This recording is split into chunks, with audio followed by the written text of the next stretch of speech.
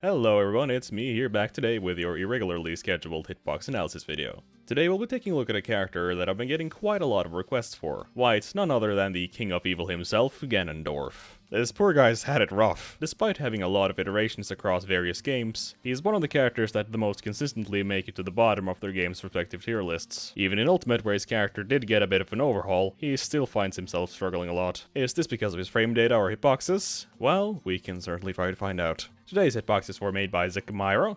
As usual, there are links in the description.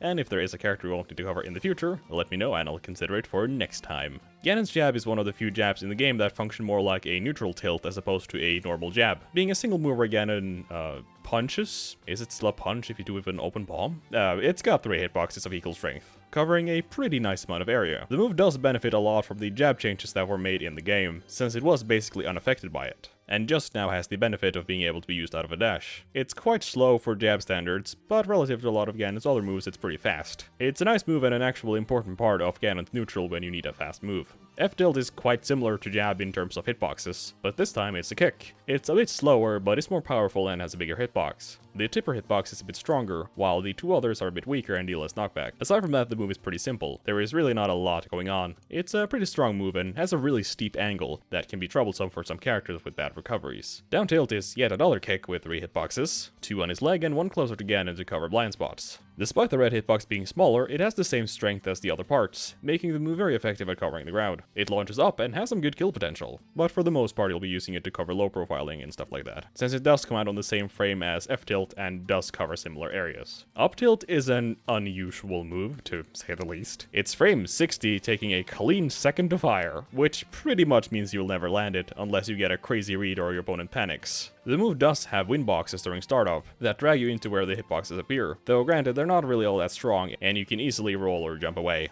The hitboxes themselves are pretty solid, though given that the move is frame 60, that is to be expected. It has 4 hitboxes, all of which are identical in power, but have some different angles. Although 2 frames later in the move, an odd thing happens where one of the hitboxes becomes slightly weaker and get a bit taller. The strange thing about it is that it has an angle of 0, which makes it not actually launch you at lower percents, and at higher percents it just launches you straight forward. It's also surprisingly weak for a move that comes out on frame 60. This move is really not good. It's way too slow to be useful in really any situation, but if you can land it, it does pack a punch. Or a kick, I suppose. Ganon's dash attack is quite simple, consisting of just a single hitbox. It starts out being fairly big, covering the area in front and around him.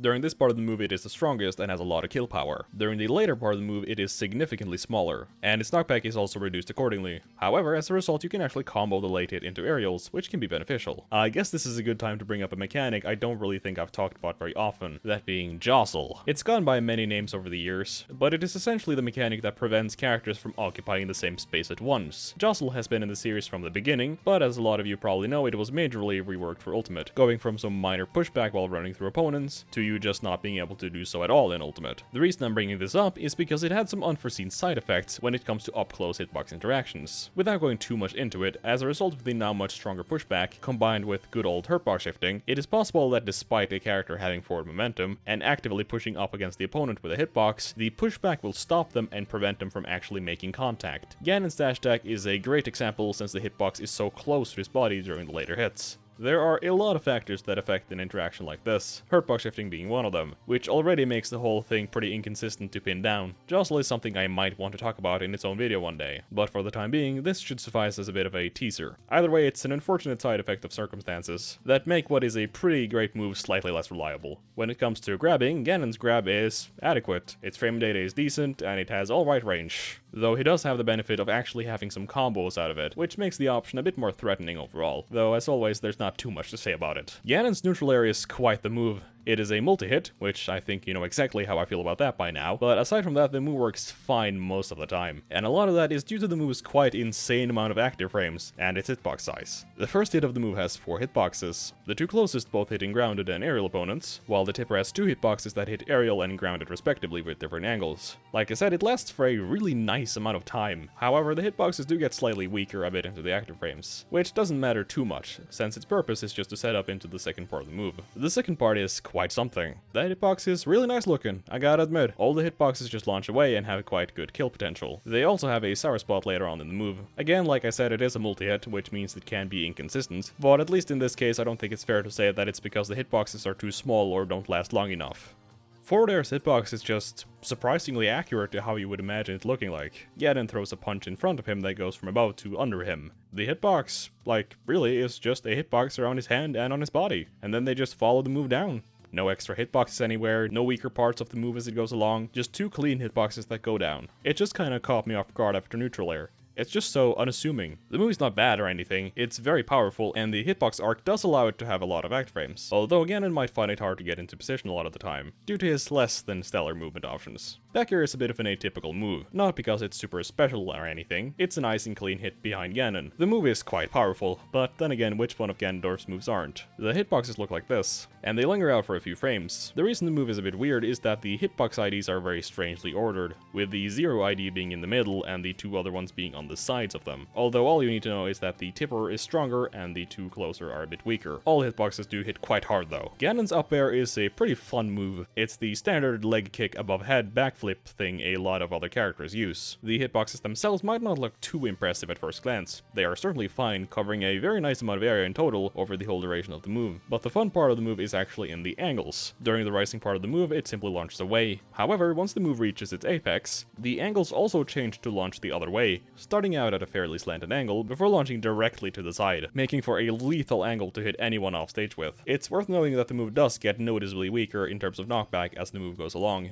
If nothing else, it is a good anti-air and platform pressuring tool, since you sadly won't be able to use it for much more else than that because of the previously mentioned lack of movement options. Now we're getting into the good stuff. Ganon's down air is one of those iconic moves of Smash, and for good reason. The move is quite good. Despite only consisting of 2 hitboxes, those 2 hitboxes are just enough. As you probably know, the move spikes, and my what a spike it is. It is likely one of the single most powerful spikes in the game. The red hitbox is the one that spikes, and as far as spike hitboxes go, it's pretty huge. The sour spot simply launches away, though it should not be scoffed at for that. It too has some very solid kill power, often not needing the spike to finish the job if the position is good enough. Falcon might have invented the stomp, but Ganon took it to the next level. Now getting into the specials, we'll be starting with looking at up B, where there is a bit going on. The move is mostly a command grab, however it also does have hitboxes later on in the move. So let's take it from the top, or bottom I guess.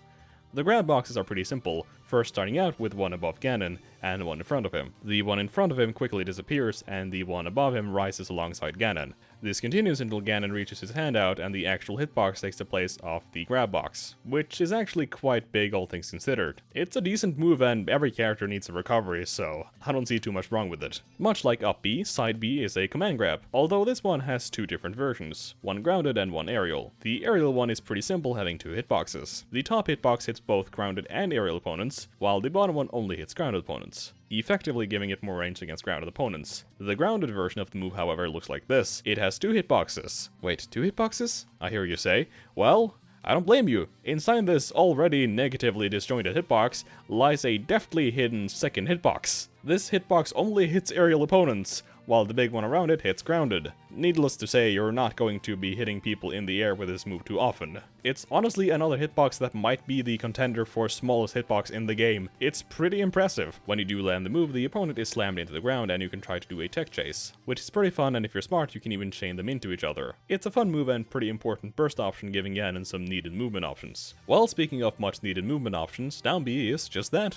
It's named the Wizard's Foot, which never fails to amuse me, but do you want to know what does fail to amuse me? The move's hitbox. It is really bad. Like, why is it so small? The particle effect makes it look like this super strong and impressive move, and then it just looks like this. I mean, don't get me wrong, the hitbox covers a nice amount of area, and if the opponent is on the ground, it's likely to hit. But, man, I was just expecting this one to be a lot more impressive. As far as burst options go, it's still pretty good. It also has an aerial version, which is not particularly better on the hitbox side. It's basically just the same move, just angled down and with different angles. I guess this move really goes to show how much some nice particle effects can make a move a lot more imposing than they really are. If you thought up tilt was slow, then hang on to your seats, because neutral B is here to blow that out of the water. Ganon's neutral B is, well, It's certainly a move alright. I mean, what can I say about it? Falcon Punch has always been kind of a bit of a joke move, and I can't really say that this is much different. It technically has 4 variants, though the hitbox looks the same across the board, consisting of 3 hitboxes of equal size and power. The move comes out on frame 70 and frame 80 if you do the turnaround version of the move. If you do the turnaround, it is a bit stronger, as if you needed more strength on this move. And if you use it in the air, both versions are a bit stronger than their grounded counterparts. He also has some super armor on the grounded version of the move scattered about during startup, but it's not like it really matters that much. The point is that you are really not going to be landing this move, but I mean, if you do, at least that stock is quite obliterated. Finally is smash attacks, which received a bit of a rework in Ultimate. Now instead of being copies of Falcon's smash attacks, they are just copies of other characters' smash attacks. It's a slight improvement, I suppose. Now, despite that, his up smash is nothing to downplay.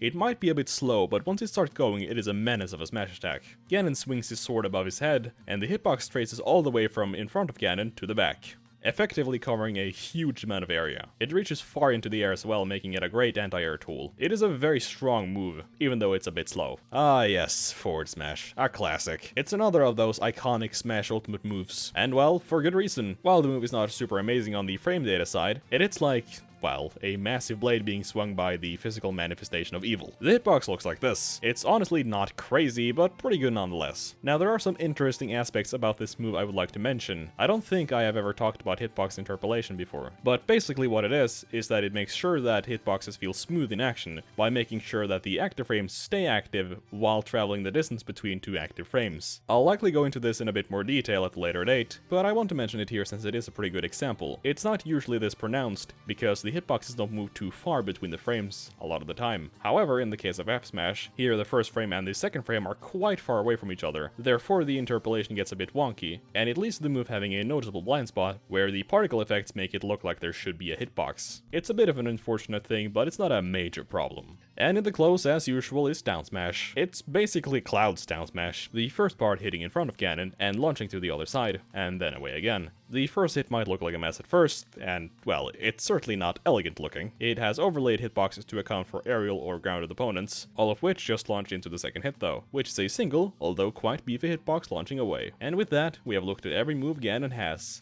And thus, we are done. Ganon is really one of those characters that can never seem to catch a break. It's always 1 step forward and 2 steps back with him. Every game they do something new with him, but every time his poor movement and other unfortunate circumstances hold him back. He may be one of the lowest rated characters in every game he's in, but I really do like the character a lot. But maybe one day we'll see a change of winds. However, I think that's all I got for now. So, thank you for watching, and I'll see you next time.